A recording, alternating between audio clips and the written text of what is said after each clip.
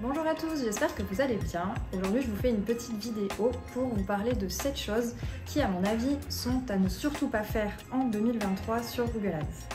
Alors pourquoi je vous fais cette vidéo? C'est parce qu'en fait moi ça fait 3 ans que je suis freelance Google Ads, je suis aussi mentor Google Ads, je fais du coaching Google Ads, j'ai créé une formation Google Ads, donc autant vous dire que des comptes j'en ai repris et j'en ai vu des erreurs.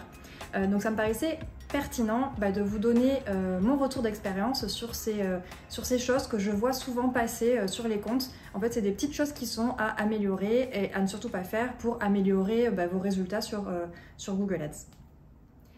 On démarre tout de suite dans le vif du sujet avec mon premier point qui est de ne pas être étriqué dans votre structure de compte et dans votre structure de campagne.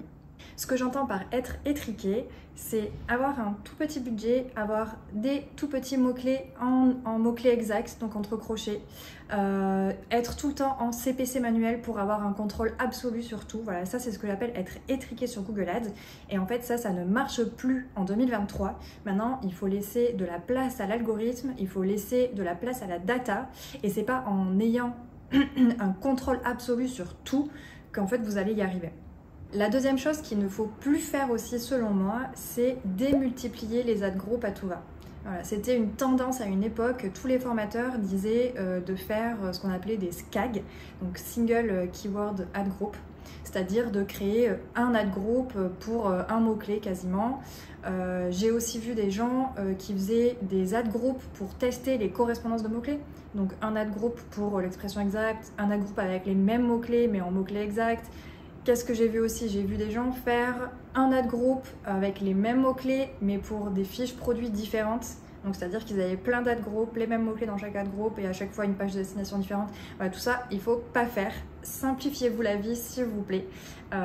Maintenant, on peut très bien mettre plein de mots-clés dans un seul et même ad group tant qu'il reste cohérent et qu'il renvoie vers une landing page cohérente avec les mots-clés qui sont à l'intérieur. Si vous voulez tester des correspondances de mots-clés, vous pouvez aussi très bien les tester à l'intérieur de votre ad group. Voilà, pourquoi pas mettre un même mot-clé en requête large et un mot-clé en expression exacte ou en mot-clé exact. Voilà, s'il vous plaît, facilitez-vous la tâche. Comme ça, vous avez une annonce à rédiger, un ad group à contrôler et c'est tout. Le troisième point, il est en bonne continuité du point d'avant parce qu'en fait, je vous recommande de ne pas faire des A/B tests à tout va. Pourquoi? Parce qu'en fait, en A/B test, ça demande d'avoir assez de data pour pouvoir l'analyser.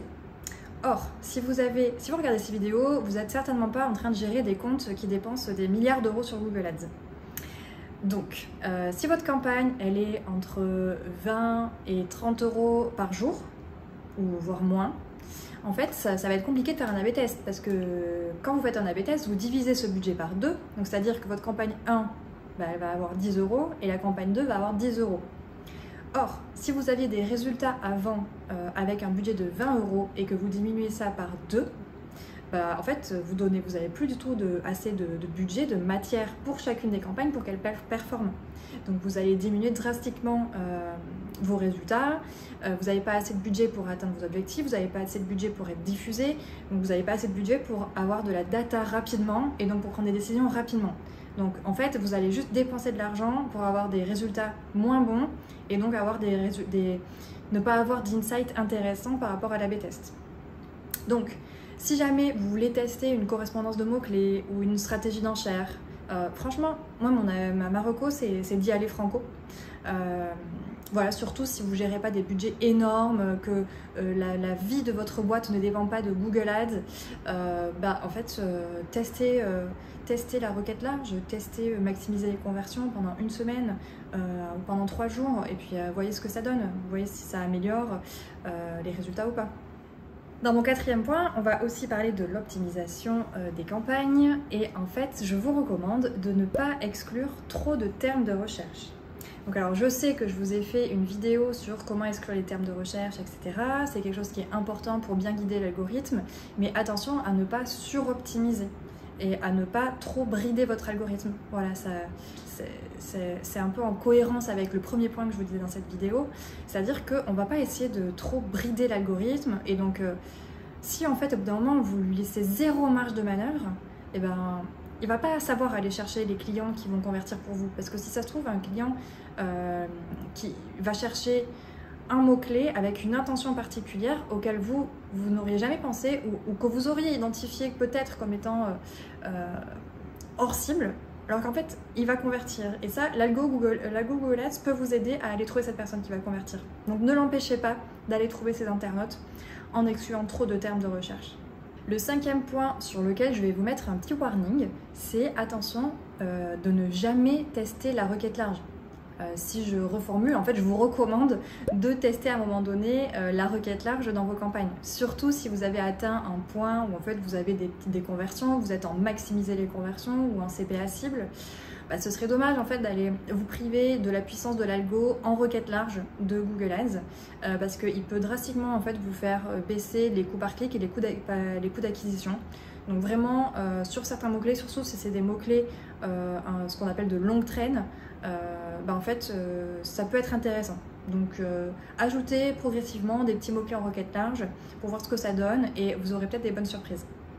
Mon 6e point, et j'ai l'impression d'être passe-partout en faisant ce geste, c'est d'utiliser le display pour faire de l'acquisition. Je pense que j'ai vu une fois en 3 ans une campagne display qui marchait en acquisition. Et c'était pour un projet particulier, c'était pour une newsletter, et c'était pour avoir des inscriptions à une newsletter. Donc autant vous dire que c'était pas un engagement très challengeant pour l'internaute.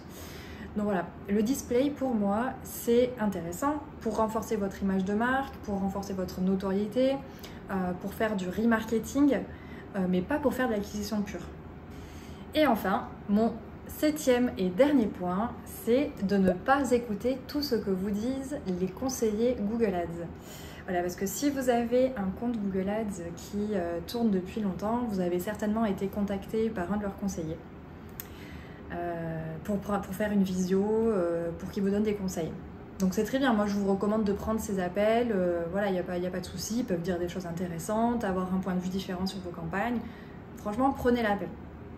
Par contre, attention, parce que les objectifs de votre conseiller Google Ads, c'est pas vos objectifs. Son objectif à lui, c'est de vous faire essayer les nouvelles fonctionnalités de Google, de vous faire dépenser plus d'argent. Vous, c'est d'être de plus en plus rentable. Donc, les choses qu'ils adorent vous faire faire, c'est cocher plein de cases de recommandations automatiques, vous faire passer en maximiser conversion, vous faire ajouter un CPA cible, vous faire augmenter le budget.